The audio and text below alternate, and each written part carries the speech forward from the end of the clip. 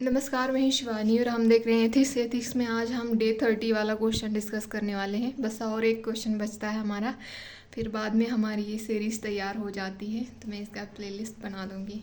ठीक है। और प्लीज़ आप सभी लोग टेलीग्राम चैनल ज्वाइन करें, वहाँ पे क्विज़ डेली सॉल्व करें ताकि आपकी प्रैक्टिस हो। तो बस यही कहना है। तो चलो देखते हैं क्वेश्चन क्या है। तो क्वेश्चन ये है, discipline generally implies following the order and subordination. However, it may be counterproductive for the organization. Discuss. तो हमें इस क्वेश्चन को डिस्कस करना है 150 वर्ड्स में।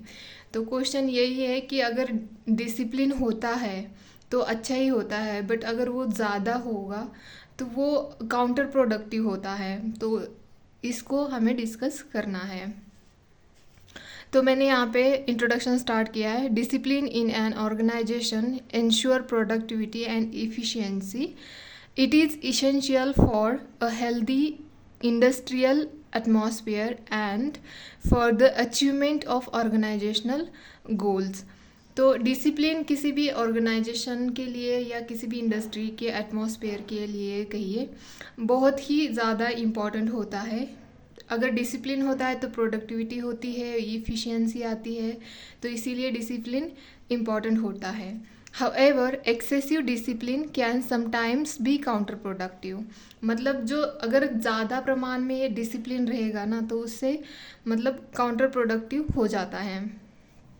तो हमें यहाँ पे एग्जाम्पल के साथ देखना है कि कैसे example of how excessive discipline can be counter productive, कैसे हो सकता है काउंटर प्रोडक्टिव।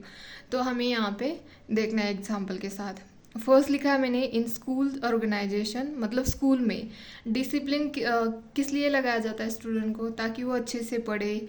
अच्छे से पढ़ के मतलब अगर उनका बेस अच्छे से तैयार होगा तो आगे जाके उनकी मतलब जब वो हायर एजुकेशन लेंगे तो वहाँ पे उनको क्लैरिटी आएगी और जो जो भी फील्ड वो चूज़ करेंगे उसमें वो सक्सेसफुल हो। इसीलिए हमारा जो बेसिक होता है वो स्कूल में होता है।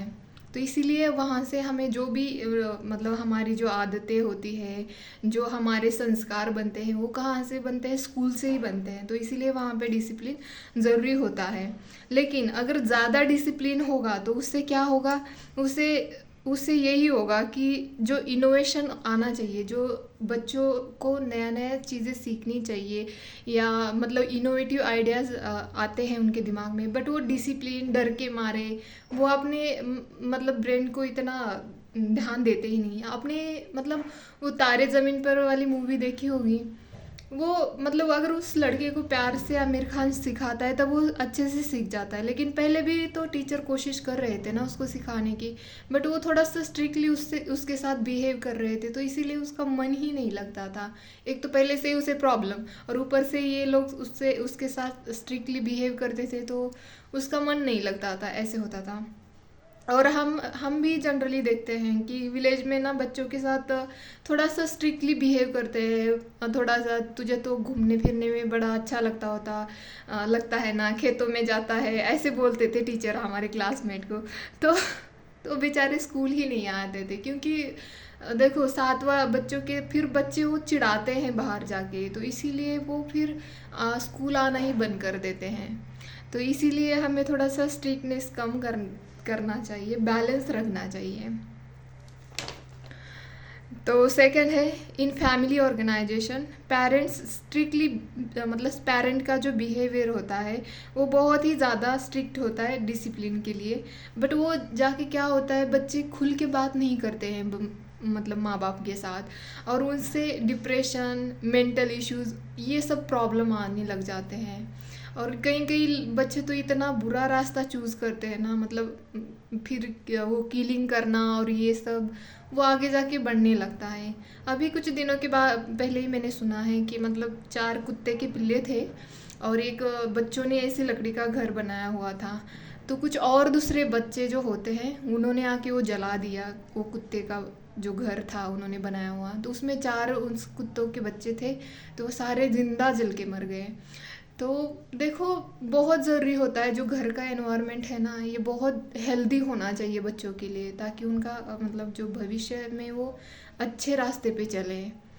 तो ये था फैमिली ऑर्गेनाइजेशन का। डिसिप्लिन ज़रूरी है, बट ज़्यादा डिसिप्लिन कभी भी ज़रूरी नहीं, मतलब अच्छा नहीं होता है।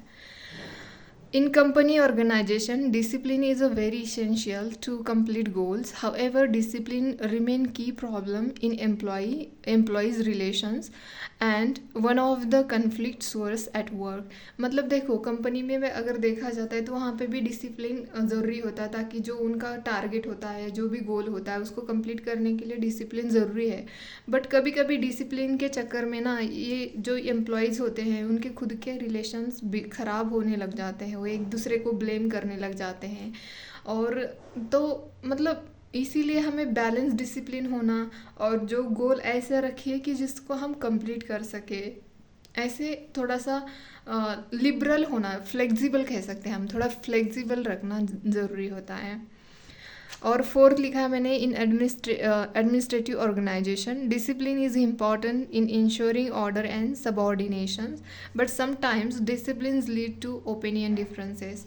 मतलब हमने देखा होगा कि मतलब ये कहते हैं ना, पुलिस ऑफिसर में देखो या और भी लोग, वो थोड़े से हायर पोजीशन वाले होते हैं ना, तो उनके नीचे वालों को थोड़ा सा, अगर वो कुछ भी ओपिनियन दे दे तो ऊपर, तू बड़ा शाना है क्या, तू मुझसे ऊपर है क्या, कौन तेरा बॉस है, ऐसे मतलब सुनाते रहते हैं। ये हमने मूवीज़ में देखा है, जनरली ऐसे तो नहीं देखा है सामने से, बट ये होता है, लोगों में ईगो आती है। जैसे कि अभी आपने देखा होगा, एमपी मतलब मध्य प्रदेश में एक कलेक्टर, कौन से डिस्ट्रिक्ट का नाम नहीं पता मुझे, लेकिन उन्होंने मतलब जो आईएएस ऑफिसर थे, उन्होंने एक जो प्रोटेस्ट कर रहे हैं ना अभी वो ट्रक ड्राइवर, तो उनको बोला कि तेरी औकात ही क्या है। मतलब वो अच्छे वे में बताना चाहते थे, बट उन्होंने लैंग्वेज वहाँ पे अच्छी नहीं यूज़ की कि तुम्हारी औकात ही क्या है, इस तरह से बोला उन्होंने। तो ये सही नहीं था, मतलब एक ईगो काइंड ऑफ आ ही गया ना वहाँ पे।